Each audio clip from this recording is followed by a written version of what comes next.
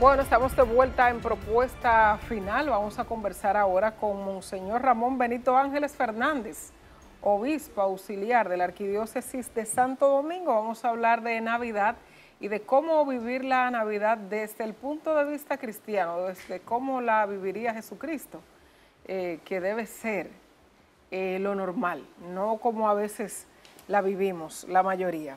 Buenas noches, Monseñor, ¿cómo está usted? Muy buenas noches para ustedes. Aquí veo que hablo con Johanna y con Alexander, hermanitos propios que comparten con ustedes esta refrescante noche y precisamente en domingo, después de un día de celebraciones a diferentes niveles, eclesiales, familiares, sociales, comunitarias.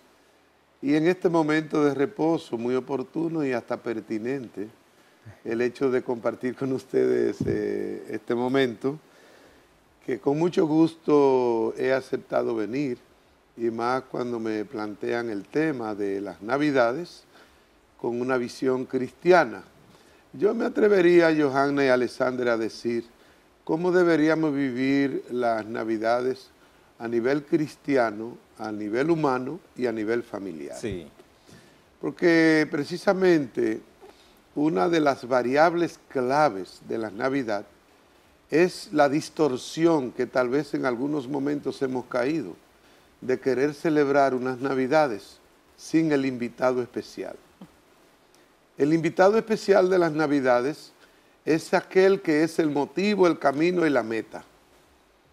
Y ese motivo, camino y meta de las Navidades es Jesús, que nace desde el vientre de una mujer virgen, y ahí ya comenzamos a hablar de misterios. Cuando el ángel se aparece a ella, decirle: alégrate, llena de gracia, que el Señor está contigo. Y tú has sido bendecida entre todas las mujeres del mundo. La misma María queda un poco tonta y atormentada del saludo del ángel, y todo lo podemos ver por el reflejo de la redacción del Evangelio de Lucas, cuando hace decir a María: ¿y cómo puede ser esto? Si yo no conozco hombre, yo no conozco varón, dado que ella misma, como mujer de fe, había consagrado ya su vida y su virginidad incluso a Dios. Y es ahí donde entonces el ángel le viene a aclarar: el Espíritu Santo vendrá sobre ti y la virtud del Altísimo te cubrirá con su sombra. Y quien ha de nacer de ti es precisamente el Hijo de Dios. Ha sido elegida para ser la madre del Salvador. Este acontecimiento tiene una gran trascendencia en el ayer y en el hoy, porque precisamente la historia de la humanidad, y en ella hasta en el ámbito civil y en el mundo social e incluso histórico, pues tenemos dos historias: la del Antiguo Testamento y la del Nuevo Testamento, la de antes de Jesús y la de después de Jesús. ¿Qué elemento me gustaría destacar con ustedes aquí hoy? Que la historia tiene como punto fundamental de impacto de carácter histórico, social, religioso, cultural y mundial a una mujer. Esa mujer es María. De no haber dicho que sí, María, ¿qué hubiera pasado? Es una pregunta que nos debemos de hacer. Y esto también está muy vinculado con el derecho a la vida, ¿verdad? Cuando llega alguien al vientre de una mujer, nadie sabe lo que Dios tiene previsto para esa criatura.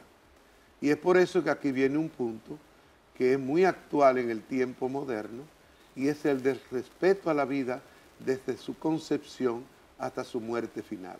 Entonces las Navidades tienen un sentido de acción de Dios directa para encarnar al Hijo de Dios en medio de los hombres, en medio de las mujeres, en medio de nuestra realidad. No hay ninguna religión que tenga un Dios cuya expresión haya sido encarnada en una persona, y que esa persona ha venido a convivir con nosotros desde las manifestaciones naturales de embarazo, nacimiento, crecimiento, desarrollo y luego conciencia de misión. Por eso las Navidades, yo digo, como dije al principio, tienen una incidencia cristiana, una incidencia humana y también una incidencia familiar. Jesús viene a completar ese plan de familia con José y con María. Y ese plan de familia está presentado aquí en nuestro país en un ícono que es muy especial, ese ícono. Y ese ícono ahora está recorriendo más todavía el mundo, cuando incluso uno de esos íconos ha sido instalado en el patio del Jardín Vaticano en Roma, como lo es el de la Virgen de la Altagracia. No estoy hablando de nada extraño, pero sí haciendo conciencia del valor del ícono de la Altagracia, que tiene a María en primer plano, a José en un espacio como tímido, pero al mismo tiempo humilde, y la figura del niño que es Jesús, nacido del vientre de esta Madre Virgen. ¿Cómo celebrar, de acuerdo a lo que Johanna ahora me ha preguntado, las Navidades? Pues creo que en primer lugar la hemos de celebrar en un entorno de fe, porque eso es la Navidad. ¿Y cómo decir en un entorno de fe? Que no sea una celebración meramente pagana. Ah, bueno, mucho vestido, muchas luces, mucho alcohol, mucha comida y mucho todo para celebrar Navidad, y el invitado especial ni se menciona. Creo que hemos de meditar, reflexionar y evaluar nuestras celebraciones familiares, que es el segundo paso. Monseñor, usted ha citado puntos importantes a propósito de lo que se vive en la República, en la sociedad dominicana en la actualidad. ¿A qué se le atribuye? Yo le voy a decir la verdad, 20 años atrás, era obligatorio orar al levantarse, para la comida y también antes de acostarse. Entonces uno está viendo una serie de manifestaciones en esta sociedad, acciones del ser humano, que uno dice, se ha perdido la creencia en Jesús, en Dios, sobre todo quienes profesan la fe, los cristianos. ¿A qué se le atribuye eso? ¿Cómo lo ve la Iglesia Católica sobre este tipo de manifestaciones que tú dices, pero ese hombre no tenía a Dios en su corazón? Mira, esta pregunta tuya es muy importante y también de muchas consecuencias, porque aquí hay que hablar del mundo del ideologismo. La creación de ideologías hacen que la persona también coloque en doctrinas los fundamentos de su actuar. Y dependiendo de cómo tú piensas, actúa, como decía el filósofo Aristóteles. La persona actúa de acuerdo a lo que piensa. Si estamos en medio de un mundo influenciado por el materialismo, pues naturalmente la persona va a pensar materialísticamente. Y la dimensión espiritual va quedando como escondida. Entonces se comienza a dar importancia a aquello que es el lujo, el tener. Ya el ser no tiene tanta fuerza. El mismo ser humano va perdiendo su propia dignidad cuando tú das la prioridad a lo material. Cuando tú tienes que darle la prioridad a las cosas que son esenciales y no a las cosas que son accidentales. Voy a filosofar un poquito con ustedes y con este público que tenemos ahora al frente. Las cuestiones accidentales son todas aquellas que fueron ayer, son hoy, pueden no ser mañana. Las cuestiones esenciales son aquellas que fueron ayer, son hoy y lo serán siempre. ¿Qué está pasando con el mundo de hoy más que el tema de la religión? Que el ser humano está perdiendo hasta su propia identidad porque le está dando más importancia a las cuestiones contingenciales que a las esenciales. Incluyo la familia, porque de lo que se quejan más los jóvenes del mundo de hoy es de que sus padres a lo mejor le dan muchas cosas, pero no le dan lo fundamental que es el amor, el tiempo, la calidad del compartir, la dedicación, para no solo decirle a sus hijos que le aman, sino hacerles sentir que lo aman. Y claro, hay un vacío existencial. Y entonces aquí viene otra ideología que es el existencialismo. Cuando tú pones todo en el mundo del existencialismo, tú puedes convertirte en un escéptico. Y ese hombre escéptico entonces dice, yo no necesito religión. El problema de la fe es siguiente. No es Dios que necesita de nuestra fe. Somos nosotros que la necesitamos. No es Dios que necesita de nosotros, Él es el creador. Nosotros somos las criaturas. Entonces, ¿quién es que necesita de Dios? Somos nosotros. Cuando algunos dicen, yo voy a ir a misa para cumplir con Dios, no haga eso. Mejor no vaya. ¿Entiende? Porque eso no es lo esencial. Lo esencial es que realmente tú necesitas de una dimensión espiritual que es esencial para tu vida, para el sentido de vivir, para amar con plenitud, para ser un hombre o una mujer útil incluso en el ejercicio profesional. ¿Quién puede realizar un buen trabajo con calidad y excelencia como se exige en el mundo de hoy si no tiene mística? Y la mística la da la fe, la mística la da Dios, la mística la da el Evangelio. Con eso yo espero, Alexander, que te ilumine tu pregunta. Totalmente. Monseñor, a propósito de eso, en conexión un poco con lo que dice Alexander, de repente uno cree o afirma constantemente que la familia está en crisis. ¿Por qué? Bueno, porque usted ve el padre que mató al hijo que mató al padre, el padre que viola a sus propios hijos, o sea, los que están llamados a cuidar y a proteger, violentan y maltratan. ¿Fue que la familia cambió? O sea, ya no es igual, o efectivamente estamos en una crisis. Cuando estamos en crisis, la situación puede mejorar o cambiar para bien. Pero si fue que ya cambiamos y que no hay ninguna solución, entonces ahí es más preocupante. ¿Cómo lo ve usted? ¿Cómo lo ve la Iglesia Católica? ¿Estamos en una crisis o fue que las familias ya se transformaron y no hay forma de retroceder y buscar el rumbo? Hay varios enfoques, Johanna, que podemos utilizar para tratar de responder a tu pregunta.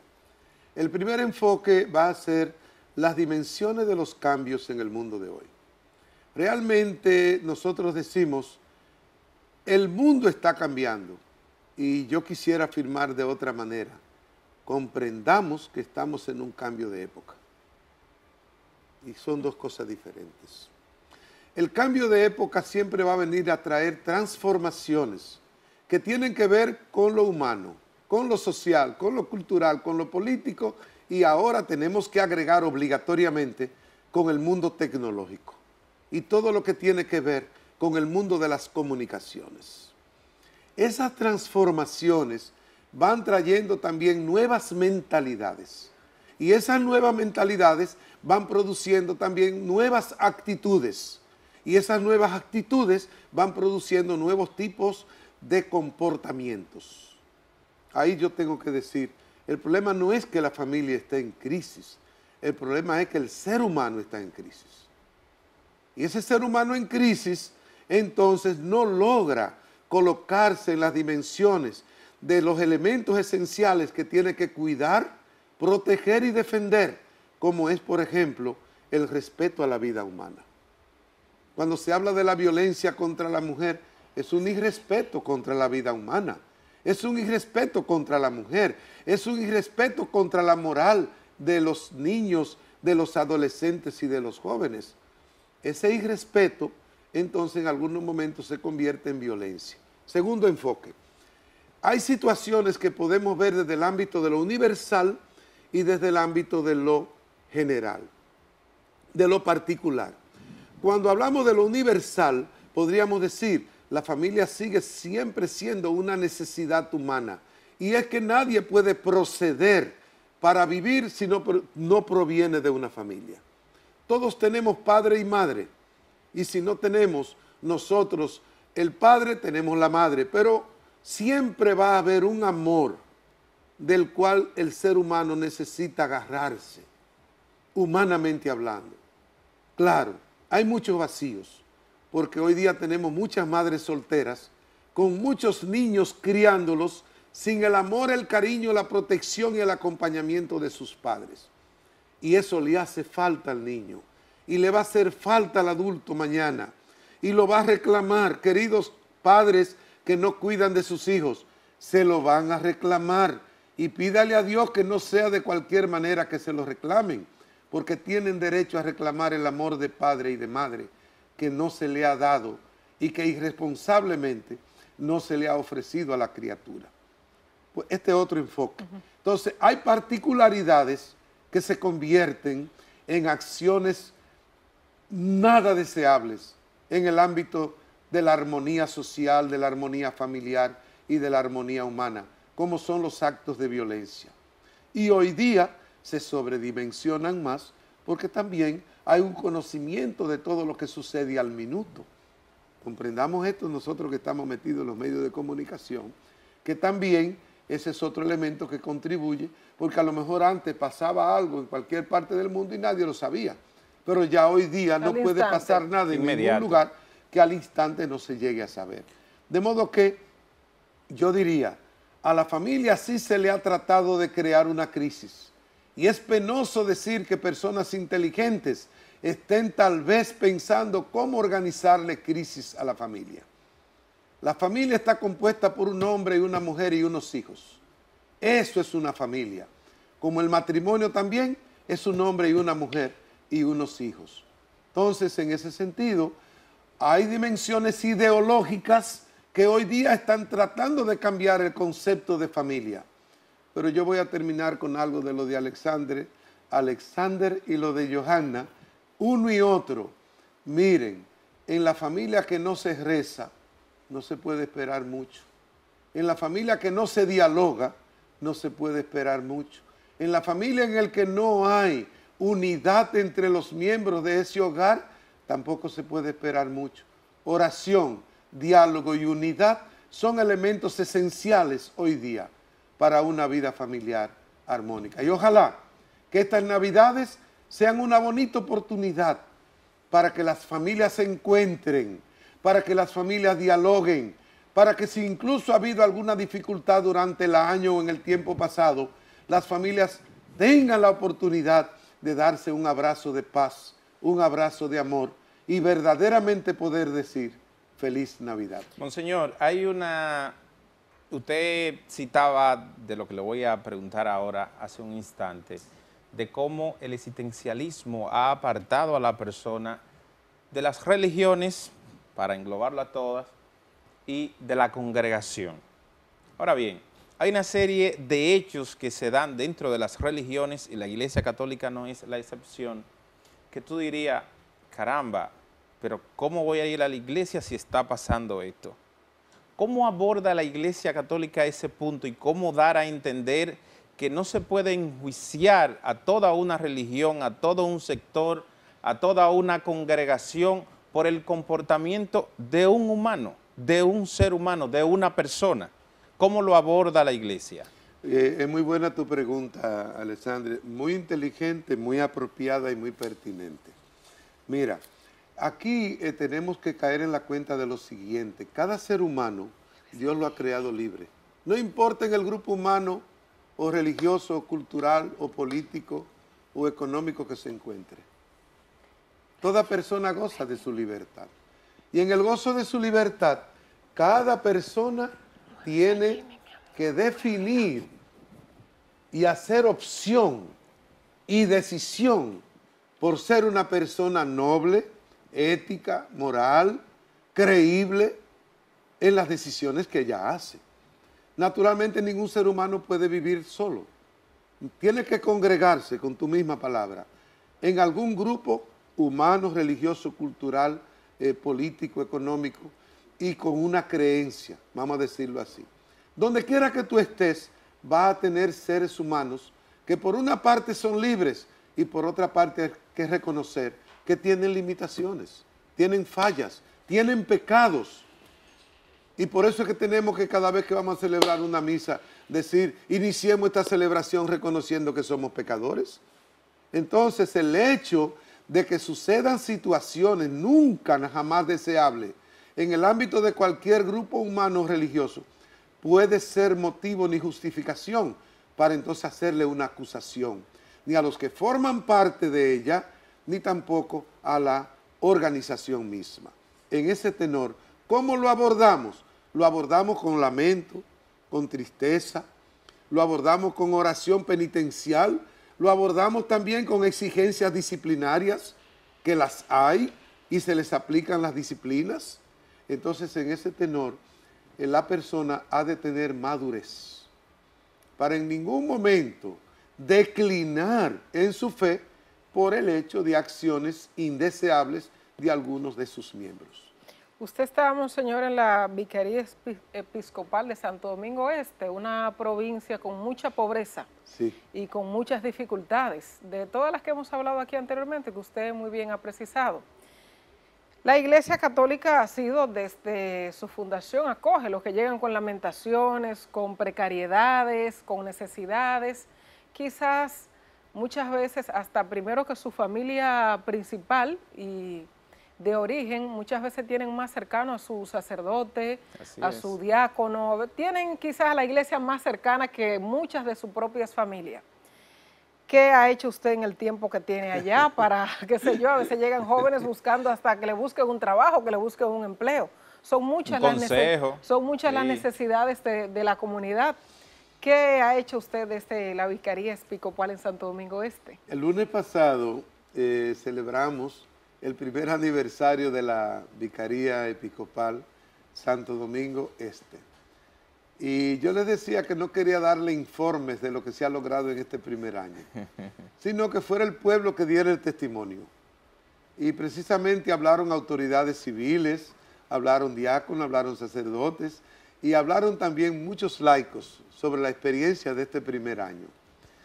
Y debo decir que ha sido una intuición del arzobispo metropolitano de Santo Domingo, Monseñor Francisco Soria Costa, el de crear 3 vicarías, y cada una de ellas en este momento goza de tener un obispo al frente. Después que fuimos elegidos los 3 obispos auxiliares, entonces cada uno de nosotros le toca la dirección de cada una de las vicarías, aunque en el caso mío yo comencé como sacerdote, como vicario episcopal desde el 11 de diciembre del año pasado. ¿Qué le quiero decir con esto? Que el arzobispo tiene una visión de que realmente la iglesia tiene un compromiso de llegar a más. También tiene un compromiso de tener una respuesta pertinente para cada una de las realidades que tenemos que confrontar nosotros en esta gran metrópoli de Santo Domingo, con casi 4 millones de habitantes. Y al mismo tiempo el arzobispo queda en la parte de lo que se podría llamar el Distrito Nacional, que sería como la primera vicaría base de las demás. ¿Qué quiero responderle con esto? Yo creo que el primer punto no es decir qué hemos hecho, sino hacia dónde nos dirigimos. Porque en un primer año, lo primero que hay que hacer es conocer las realidades. ¿Qué es lo que yo he hecho? Visitar prácticamente todas las parroquias que me corresponden, que nada más son 64. En todos y cada uno de los barrios. Que solo son 64. Se le encuentra poca, monseñor. En cada uno de los barrios está metida en el mundo de las parroquias. Y aquí podemos hablar, por lo que me corresponde, después del río Sama, con Villa Duarte, Las Américas, Boca Chica, Guerra, Los Minas, Alma Rosa, y todos esos espacios marginados de San Luis y las comunidades rurales que corresponden también a San Luis y a Guerra. Yo les debo de decir que yo no me imaginaba que los desafíos eran tantos. Yo sí tenía una idea de que realmente en esta zona habían unos niveles de pobreza verdaderamente entristecedores con relación a la desigualdad social, porque en este país conviven la riqueza con la extrema pobreza. Y en ese sentido, ¿qué hemos ido haciendo? Lo primero es organizarnos. Hemos creado nosotros 22 organismos y cada organismo lo está dirigiendo un sacerdote, acompañado de un diácono e incluso de religiosas y de un grupo de laicos. Entonces nosotros tenemos 5 zonas pastorales donde tenemos 5 cabezas. Esos 5 sacerdotes que son cabezas se llaman archiprestes. La palabra archipreste quiere decir archi, que es como el primero, y preste, que viene de la palabra latina sacerdote. Es como el cabeza de 12 a 18 parroquias. Porque incluso yo, como obispo de las 64 parroquias, no logro abarcar toda la articulación que se necesita para hacer un trabajo que realmente llegue a los últimos rincones de esta vicaría episcopal. Con esos 5 arciprestes, entonces estamos haciendo el trabajo multiplicador, pero también estamos organizando cada uno de los aspectos que corresponden y que son exigencias de respuesta necesaria. 1, la niñez. Otro, la adolescencia. Otro, la juventud. Otro, la familia. Otro, ecología y medio ambiente. Que si Dios quiere este próximo año, en enero yo le puedo hablar de un plan especial que tenemos con relación a ecología y medio ambiente. Otro, lo que tiene que ver con catequesis, evangelización, desarrollo y solidaridad. Ya nosotros estamos haciendo un proyecto de solidaridad que quiere decir de trabajo social con cada uno de los barrios. Otro es el de entretenimiento y deportes, que a veces eso se queda medio ahí. El Ministerio de Deporte hace su trabajo, pero cuando hemos descubierto que tenemos tantas canchas maltratadas y tantos jóvenes sin un lugar donde hacer deporte y haciendo deporte en las calles, pues lo primero que le pedimos al ministro de Deporte, venga por aquí para que vea esta situación. Venga a ver qué está pasando. Y ya él fue. Qué bueno. Estamos esperando que las respuestas sean pertinentes, Danilo, tú sabes si tú estás viendo. Entonces, así lo estamos haciendo con todos los ministerios. Esto no se tiene que quedar solo en la iglesia. Esto tiene que llegar también a los ministerios del gobierno para que ellos conozcan la realidad intestina de los barrios marginados. Yo visité esta semana pasada el barrio de Los Minas Viejos, que se ve desde el puente de la 17, cuando ustedes van por ahí y vienen de oeste a este. Ese mundo marginal que está ahí. Y yo me metí abajo en los fondos donde viven las familias muy pobres. Los saludo con mucho cariño si me están viendo también. A ustedes, porque he tenido ya contacto directo con las comunidades, los grupos y también con las familias para ver la realidad. Y hay que ver la situación de una escuelita que hay allí con todo lo que está haciendo el gobierno, con educación. Yo también estoy en educación, ¿entiende? Pero hay unas carencias en los barrios marginados que realmente hay que darle una prioridad a estas comunidades en educación, en deporte, en viviendas, en higiene, en mantenimiento, etcétera, etcétera. Monseñor. Ustedes me colocan a mí con una pregunta. Después hablaremos de eso más adelante. Sí. ¿Entiende? Haremos porque un programa realmente, especial. les tengo que decir, es muy desafiante la realidad de Santo Domingo Este, como también encontramos la de Oeste y la del Norte. Sí. Pero ahora yo estoy hablando de la que estamos ustedes preguntando aquí. No tenemos ningún pesimismo. Creemos firmemente que nosotros, en unidad con los sectores públicos, con los síndicos o alcaldes, con los directivos también del deporte y el entretenimiento, con los laicos con los cuales nosotros contamos, con cada uno de los líderes de todas las parroquias, que son muchos. Yo creo que en un trabajo de integración, como hablaba también con las oficinas de OPRET en estos días, porque también la OPRET ha hecho muchos trabajos y ha dejado muchos inconclusos con efectos sociales que hay que resolver. Ya estamos en diálogo también con ellos.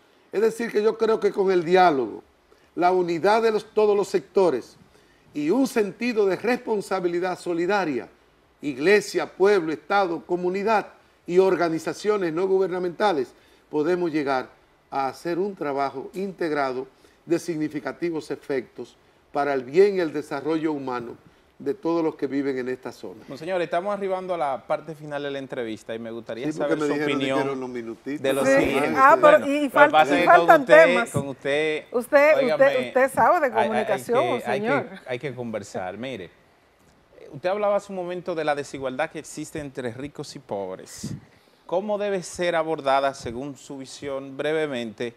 Y también, ¿cómo usted cree que influye en la vida cotidiana del dominicano este debate que hay entre el alto liderazgo político de la República Dominicana, que aparentemente no se ponen de acuerdo, y qué se le deja entonces a la población? ¿Qué usted opina de esto?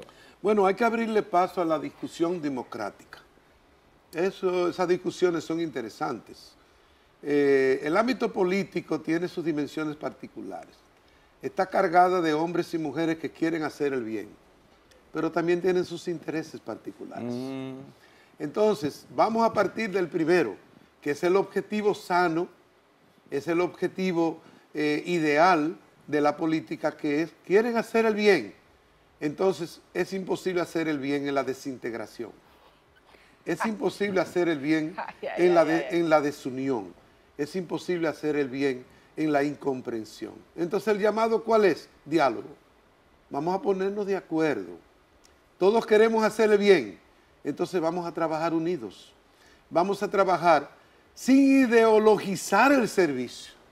Porque muchas veces, muchas divisiones, también dependen de ideologizaciones. Y yo, que vivo analizando un poquito algunos discursos políticos y sociales, veo que en algunas ocasiones algunas personas del ámbito político se están tendenciando mucho por las ideologías que no son sanas para el desarrollo humano de nuestra República Dominicana. Y me gustaría decir, es preciso que retomemos el objetivo de la política. El objetivo de la política es el bien común. El bien común lo pueden hacer cada uno de los partidos políticos estando en el poder o en la oposición. Pero no busquemos nosotros modismos ni querer vivir de modas que nos traen importadas a nuestra República Dominicana. Sigamos haciendo una política con el interés social, con el interés de los pobres, con el interés de los más necesitados, con el interés de las inversiones sociales por prioridades. Y aquí, como tú comenzaste el discurso de temas ricos-pobres, tengo que decir, no es ilegítimo que un buen empresario sea rico.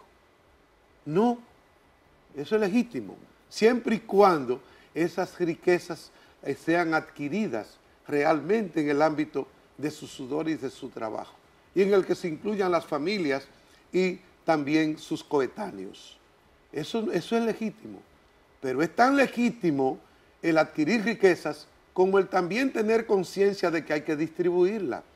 Y hoy día incluso hay un criterio moderno, que no se conoce mucho porque no lo predican mucho, porque a veces a algunas empresas no le conviene, que se llama la responsabilidad social de las empresas.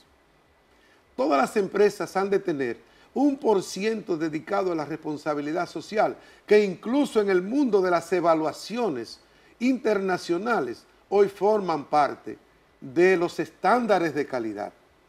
Ya me estoy metiendo con otro temita. Sí, pero los estándares de calidad quiere decir que para que una empresa también gane todos esos premios de los ISOs, de los cuales hoy día se habla tanto, también ha de tener un efecto de responsabilidad social, que no es una obra de caridad de darle una cajita a una persona, sino de que las personas que sufren los efectos de una empresa deben recibir las compensaciones correspondientes de las mismas empresas.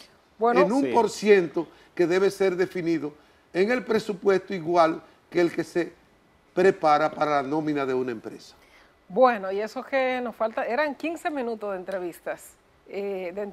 Creo que hicimos 30, monseñor, y nos faltan temas. Bueno, es un motivo para volver a conversar con usted, ya será en el próximo año 2018. Envíeles un mensaje de unión, el que usted entienda prudente en este momento a propósito de la Navidad. Cuando a mí me eligieron obispo, yo me hice un gran planteamiento. Y mi planteamiento es, ¿qué lema yo voy a elegir? Que todo obispo tiene que elegir un lema para mi episcopado. Y debo decirle que el que yo elegí fue muy sencillo. El amor nunca pasa. Yo creo firmemente que en el corazón de un hombre y de una mujer, donde esté el amor genuino, original y el amor de Dios, nunca puede existir en ese corazón ni resentimientos, ni divisiones, ni separaciones, ni maltratos, ni nada que tenga que ver con el irrespeto a otra persona. La persona que ama no puede ser menos que una persona íntegra, coherente y verdaderamente auténtica. Por eso, mi mensaje de Navidad, seamos personas capaces de siempre amar, solo amar y en todo amar. Al fin, ¿cuál es la buena nueva que nos trae Jesús? Ámense unos a otros como yo les he amado. Muchas Felicidades. gracias. Muchas gracias, Monseñor Ramón Benito Ángeles Fernández, obispo auxiliar de la Arquidiócesis de Santo Domingo. Muchísimas gracias por su compañía esta noche en Propuesta Final. Vamos a hacer una pausa y regresamos con más del contenido de esta noche. No se vayan.